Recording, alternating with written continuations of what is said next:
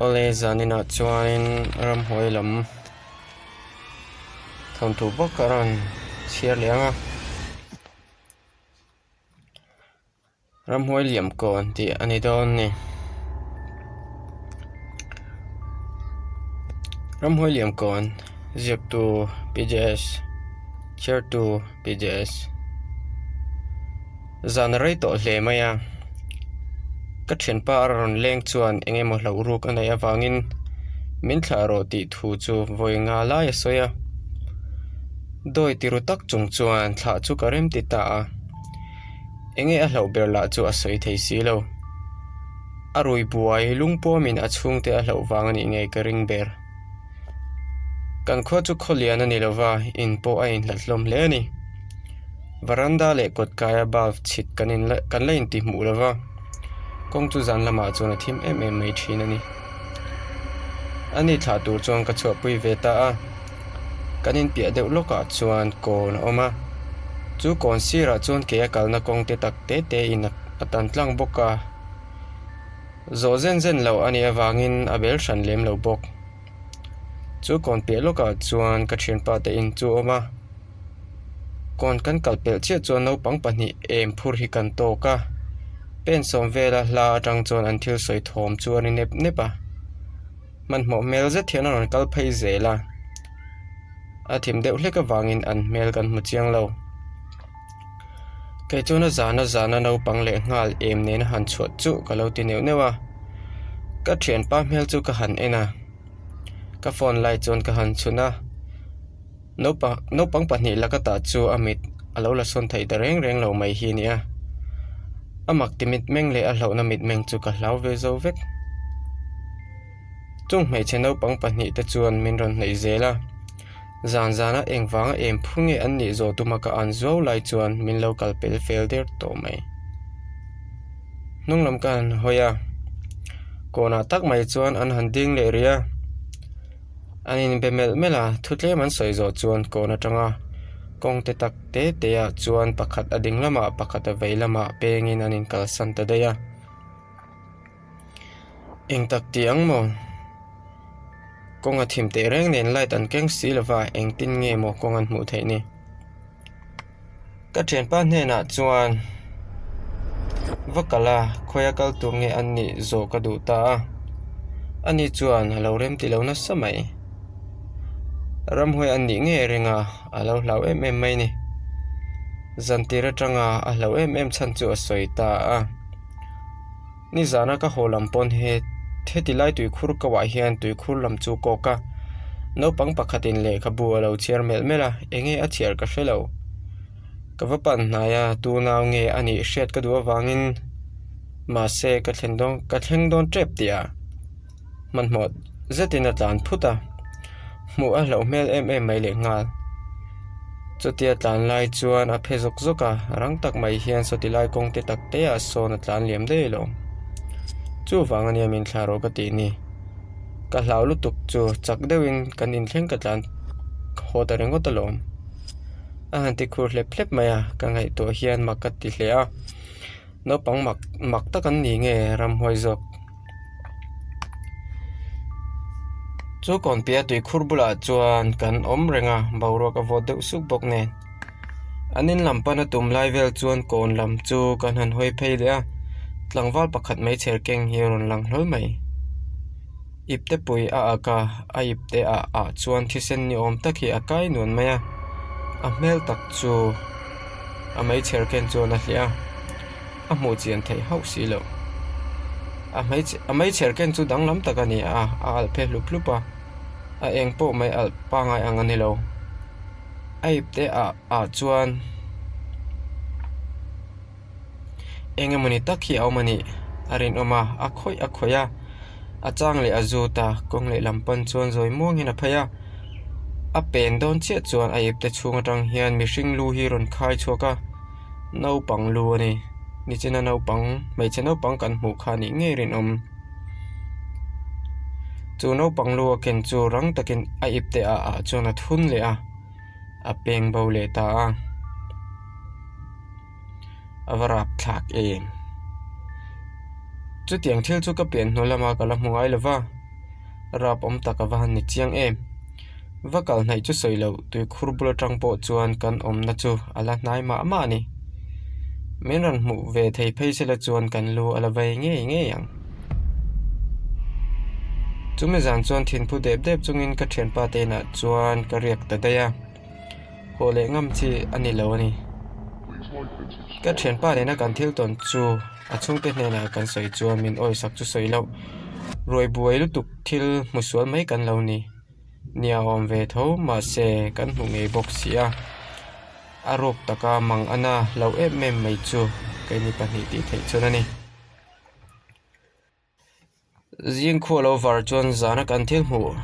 kan phone kan lo la lo kha kan in chi hlea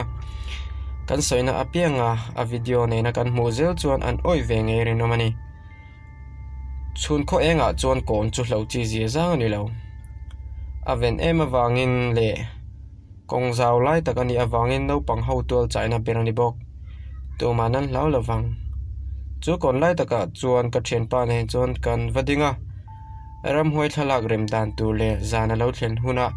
chan dan tu te kan ruata in phen nan tui khurbula chuan puan kan zar boka chan chua an thalak chu kan tum berani fin fiangam lo mai la an om nge ni ti chu mi ten chave se do kan soi lo ni ti chu hriat tir nge kan tumani zan paura karoin her chole chuan keile ka thian pa chuan kan ina in comment zan masa kan thil mu namuna kalnon le chu kan tum ta a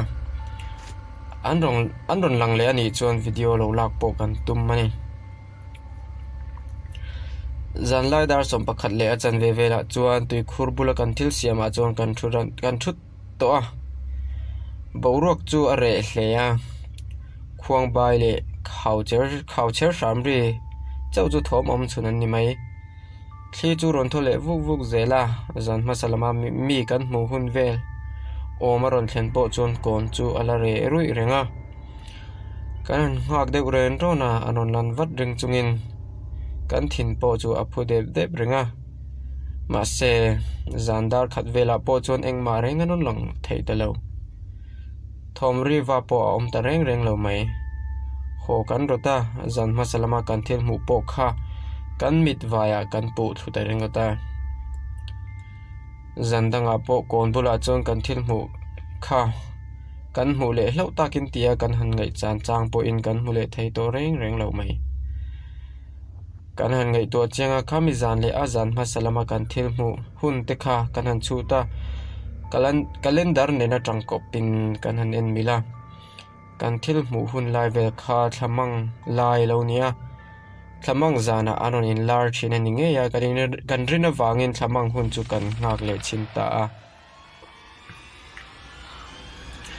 September thamang zan aron in her chua don chun kon bula ama kan ti ang pok khan ram hoi tha lak nan ti in a chan na tur po kan han siam le a anron lan nge kan rina wangin chan chu nge po kan tum thamang zan na tak mai chuan tlai lama tangin borok adang hle a zandar som pakhat aron thlen chuan a thim muk renga kan thut ngoi reng lai chuan mi pui phun mur thom chu ron om ta kon lam chu kan han hoi phaya borok chu a virvel moya a thim ema wange ro chuan tu te nge om a mu thei lo thung mi an om ti chu a hriat hle a an thoma tang point mi za vel don lai an ni nge rinom mak ve deuh chu he kona hian thamang zana pianga thom a om thin si hi tu ma kan lo hrangai lo hrem ani nge yarin oma a hrebik ni le a hmutua kai ni kan tang chu kan van tua nge kan van nei po hre to lo chu te kan thlir reng lai chuan ka phone chu ka han lek chuak dona ka han phor chhuat che chuan ka han met eng dona anung thei ta lo a switch a on thei ta reng lo mai ni enge a chan ni ta ang tharau mak tak te hian kan omani ti an hringe yang le zam le khur chungin kan thukun tlok ani ber mai